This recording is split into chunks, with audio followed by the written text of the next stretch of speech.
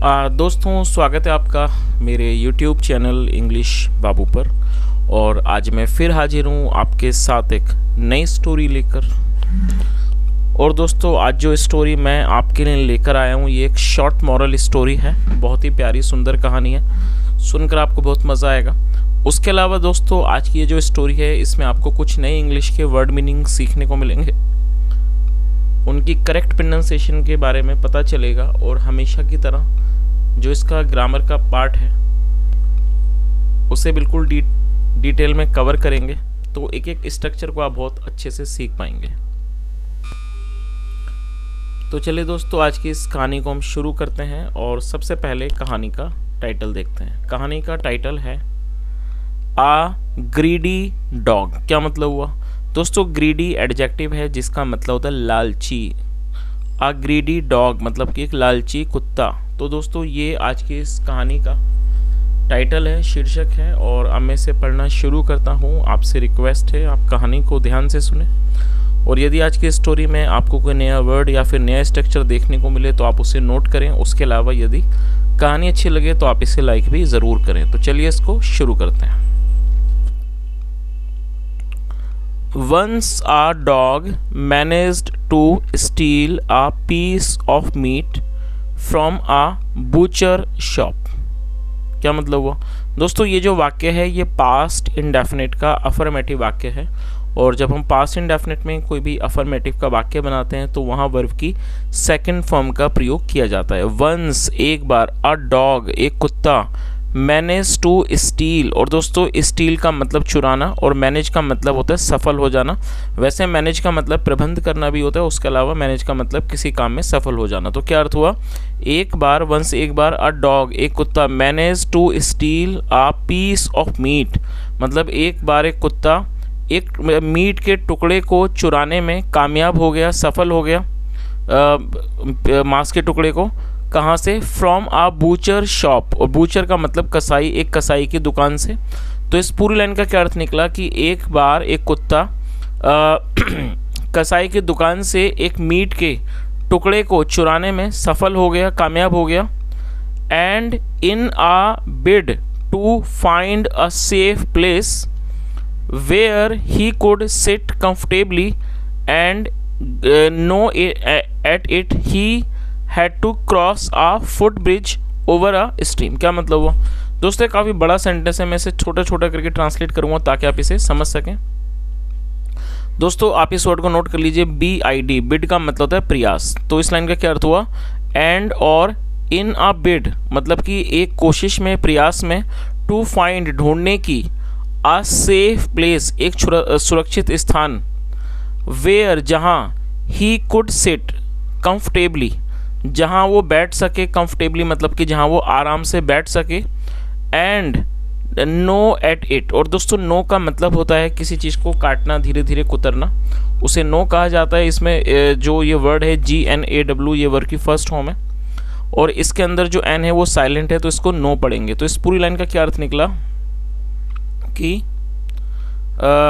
In a bid to find a safe place मतलब एक सुरक्षित स्थान ढूंढने के प्रयास में, where he could sit comfortably जहां वो आराम से बैठ सके, एंड नो एट इट और उसको कुतर सके, काट सके, ही हैड टू क्रॉस उसे क्रॉस करना पड़ा। और दोस्तों, ये जो वाक्य है ये पास्ट का फोर्स्ड एक्शन सेंटेंस है। पास्ट फोर्स्ड एक्शन सेंटेंस का मतलब होता है जब हम पास्ट में कोई ऐसा वाक्य बनाते हैं जहां पास्ट में किसी सब्जेक्ट के द्वारा की गई कोई भी काम को या विवशता को दर्शाना चाहते हैं तो वहां पर हैड टू का प्रयोग किया जाता है।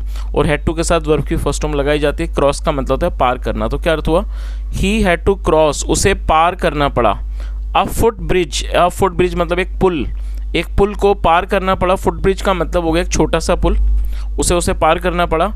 ओवर ए स्ट्रीम जो कि कहाँ था? ओवर ए स्ट्रीम जो कि एक नाले पर था। स्ट्रीम का मतलब होता है कोई छोटा मोटा जलधारा, जिसे नाला भी कहते हैं। Over a stream. While trotting along he happened to look down and saw his own reflection in the water. क्या अर्थ हुआ? और दोस्तों, ट्रॉट का मतलब होता है धीरे धीरे चलना, आप इसे नोट कर लीजिए। वाइल, और वाइल का मतलब दौरान। वाइल ट्रॉटिंग अलोंग मतलब कि साथ साथ चलने के दौरान ही हैपन्ड टू लुक डाउन। दोस्तों यहाँ आप देखिए, यहाँ पर हैपन टू का प्रयोग किया गया। आमतौर पर इसकी जो हैपन है इसका मतलब होता है होना। अब आप सोचेंगे कि यहाँ पर इसको किस तरह से यूज़ किया गया। तो जब आप कोई ऐसा वाक्य बनाते हैं जहाँ आपने देखा होगा, सुना होगा, इस तरह की जो कहानियों में इस तरह की भाषा का इस्तेमाल किया जाता है कि उसका वहाँ जाना हुआ, उसका उससे मिलना हुआ, इस तरह से जब हम कोई वाक्य बनाते हैं तो वहाँ पर हैपन्ड टू का यूज़ किया जाता है, साथ में फर्स्ट फॉर्म लगाई जाती है। तो इस लाइन का क्या अर्थ निकला? वाइल ट्रॉटिंग अलोंग, मतलब कि जिस दौरान मतलब वो साथ मतलब कि चल रहा था, धीरे धीरे चल रहा था। ही हैपन्ड टू लुक डाउन, मतलब उसका नीचे देखना हुआ। एंड सॉ, और उसने देखा। हिज ऑन रिफ्लेक्शन, रिफ्लेक्शन का मतलब प्रतिबिंब या फिर अपनी छाया परछाई। एंड सॉ, और उसने देखा। हिज ऑन रिफ्लेक्शन, उसने अपने खुद की परछाई को देखा। इन द वाटर, पानी में। आगे देखिए। Thinking that it was another dog with a piece of meat in his mouth, he decided to have that piece also। क्या अर्थ हुआ? Thinking मतलब कि ये सोचते हुए, मानते हुए, that कि it was another dog, it was another dog मतलब कि ये कोई और कुत्ता है।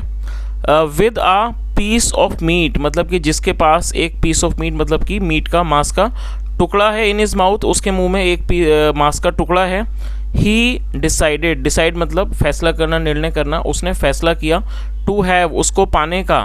दैट पीस ऑल्सो मतलब उसने उस टुकड़े को भी पाने का उसने फैसला किया। चलिए आगे देखिए।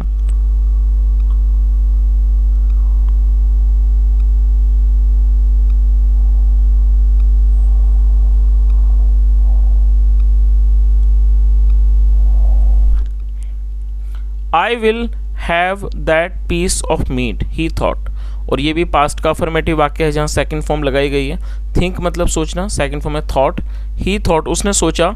आई will have that piece of meat. दोस्तों ये जो वाक्य है, इस तरह के स्ट्रक्चर्स बहुत कम देखने को मिलते हैं स्टोरीज़ में। ये फ्यूचर का पजेसिव वाक्य है। फ्यूचर पजेसिव का मतलब होता है जब हम फ्यूचर में कोई ऐसा वाक्य बनाते हैं जहाँ हम ये दर्शाना चाहते हैं कि फ्यूचर में सब्जेक्ट के पास कोई चीज़ होगी, तो इस तरह का जो वाक्य है वो फ्यूचर पजेसिव का वाक्य कहलाता है, जहाँ पर विल हैव का प्रयोग हेल्पिंग वर्ब के रूप में किया जाता है। तो क्या अर्थ हुआ? I will have that piece of meat, he thought मतलब उसने सोचा मेरे पास वो, दैट मतलब वो मांस का टुकड़ा होगा, उसने ऐसा सोचा। As well as my own, मतलब as well as my own मतलब मेरे अपने खुद के साथ साथ। और जैसा दोस्तों आपने कहानी में देखा था कि जब वो जो कुत्ता था जिसने एक मांस का टुकड़ा चुराया था, तो ऑलरेडी उसके पास एक टुकड़ा था और वो यहाँ उसी के बारे में बात हो रही है। उसने क्या सोचा कि उसने सोचा कि मेरे पास वो ये जो टुकड़ा है मांस का वो होगा। As well as my own, मेरा और मेरा साथ के साथ मेरा अपना खुद का भी। सो इसलिए in order to frighten the other dog. दोस्तों इन ऑर्डर टू का मतलब होता है के लिए, के वास्ते, और फ्राइटन का मतलब होता है डराना, किसी को भयभीत करना। सो इसलिए in order to frighten the other dog, इसलिए दूसरे कुत्ते को डराने के लिए, भयभीत करने के लिए। ही ग्रॉल्ड gnashing his teeth। दोस्तों GROWL, ग्रॉल का मतलब होता है गुर्राना। जो जानवर, कुत्ते, बिल्ली वगैरह जो गुर्राते हैं उसे ग्रॉल कहा जाता है। और ये सेकंड फॉर्म है ग्रॉल्ड, और ये पास्ट का फॉर्मेटिव वाक्य है। ही ग्रॉल्ड मतलब वो गुर्राया। gnashing his teeth, gnashing का मतलब होता है दांत पीसना। अक्सर आपने देखा होगा जब गुस्सा आता है किसी को तो वो दांत पीसता है, उसे gnashing कहा जाता है, जिसमें n जो है साइलेंट है। gnashing his teeth मतलब अपने दांतों को पीसता हुआ। And jumped into the water, jump मतलब कूदना, और वो कूद गया। कहाँ कूद गया? इनटू द वाटर, पानी में कूद गया। फुलिशली मतलब कि मूर्खतापूर्ण तरीके से। FOOLISHY, foolishly. दोस्तों ये जो वर्ड है ये एडवर्ब है। एडवर्ब का मतलब होता है ऐसा कोई भी शब्द जो सब्जेक्ट के द्वारा की गई क्रिया के बारे में कोई भी विशेष बात बताता है, गुण अवगुण के बारे में, उसे एडवर्ब कहा जाता है। एडवर्ब का मतलब ऐसा कोई भी शब्द जो सब्जेक्ट के द्वारा की गई क्रिया की कोई भी अच्छी या बुरी चीज़ को दिखाता है, उसके गुण को दर्शाता है। तो इस तरह के शब्दों को एडवर्ब कहा जाता है। तो इस पूरी लाइन का क्या अर्थ हुआ कि वो मतलब कि गुर्राता हुआ और अपने दांतों को पीसता हुआ पानी में कूद गया मूर्खतापूर्ण तरीके से। मूर्खता से वो पानी में कूद गया। नॉट नोइंग, ये ना जानते हुए, दैट की द अदर डॉग, की जो अदर डॉग है दूसरा कुत्ता है, वॉज इज ऑन रिफ्लेक्शन, मतलब वो इस बात को नहीं जानता था, इस बात को ना जानते हुए कि जो दूसरा कुत्ता है वॉज इज ऑन रिफ्लेक्शन, वो उसका अपना खुद की परछाई है। रिफ्लेक्शन का मतलब परछाई, प्रतिबिंब। आगे देखिए, and as soon as he opened his mouth to grab the other piece also he lost hold on the piece of meat he was having in his mouth. क्या मतलब हुआ? और दोस्तों एज सुन एज का मतलब होता है जैसे ही, आप इसे भी नोट कर लीजिए। एंड और एज सुन एज मतलब कि जैसे ही ओपनड हिज माउथ, जैसे ही उसने अपने मुंह को खोला, टू ग्रैब झपटने के लिए, ग्रैब मतलब झपटना, टू ग्रैब मतलब कि झपटने के लिए, खींचने के लिए, द अदर पीस ऑल्सो दूसरे पीस को भी, दूसरे टुकड़े को भी झपटने के लिए उसने अपना मुंह खोला।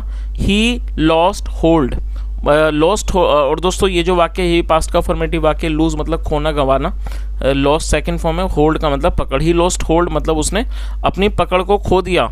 On the piece of meat, किस चीज़ के ऊपर खो दी उसने पकड़? On the piece of meat, उस मांस के ऊपर, जो मांस के टुकड़े के ऊपर जो उसकी पकड़ थी उसने उसको खो दिया।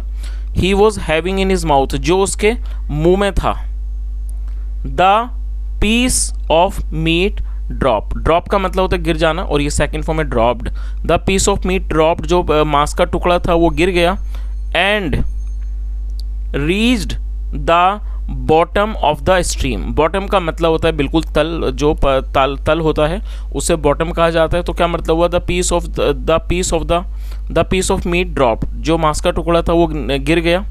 एंड रीच्ड, और वो पहुंच गया, कहाँ पहुंच गया? The bottom of the stream, वो उस जलधारा के, ये जो नाला था उसके वो तल में पहुंच गया।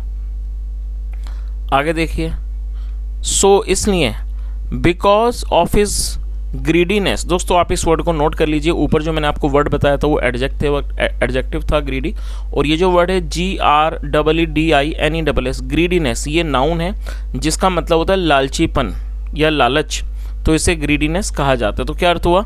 सो इसलिए बिकॉज ऑफ हिज ग्रीडीनेस मतलब अपने लालच के कारण, फॉर मोर अधिक के लिए, ही लॉस्ट उसने खो दिया, वॉट ही ऑलरेडी हैड जो उसके पास पहले से था, and had to go hungry और उसको भूखा रहना पड़ा।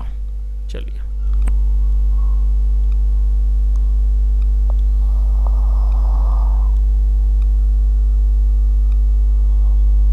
और दोस्तों यहाँ पर आप इस चित्र को भी देख सकते हैं कि किस तरह से ये जो कुत्ता है उसके मुंह से ये निकल के इस नाले में गिर गया है। और अब ये जो कहानी का जो मॉरल है वो भी एक बार देख लेते हैं, क्या मॉरल है इस कहानी का। Some people are foolish enough to lose what they have in trying to get what they do not have. क्या अर्थ हुआ? Some people are foolish enough मतलब कुछ लोग इतने ज़्यादा मूर्ख होते हैं, टू लूज कि वो गंवा देते हैं, वॉट दे हैव मतलब जो उनके पास है, इन ट्राइंग टू गेट उस चीज़ को पाने में, उस चीज़ को हासिल करने में, what they do not have जो उनके पास नहीं है। तो दोस्तों इस कहानी का पूरा मॉरल क्या निकला कि कुछ लोग इतने ज़्यादा मूर्ख होते हैं, बेवकूफ़ होते हैं कि वो उन चीज़ों को गवा देते हैं जो उनके पास है, उन चीज़ों को पाने के लिए जो उनके पास नहीं है। तो दोस्तों ये आज की एक छोटी सी कहानी थी। I have tried my level best to make you understand, although the grammar part are little tough, but still I try my level best to make you understand. If you really enjoyed the session and if you really want to appreciate my hard work, I request you to kindly like this video, and if you are new to this channel or if you have not subscribed yet, then I request you to kindly subscribe this channel. And apart from this, you can also share this video with your friends, with those people who want to learn English. And if you really have any type of suggestion, or you want to share your thoughts, or you wanna say anything about the story, or you want to give me any type of advice by which we can improve the quality of such videos, you are most welcome. You can write your feedback or maybe your valuable suggestion in the comment section. Thank you so much for listening. Have a nice day and bye.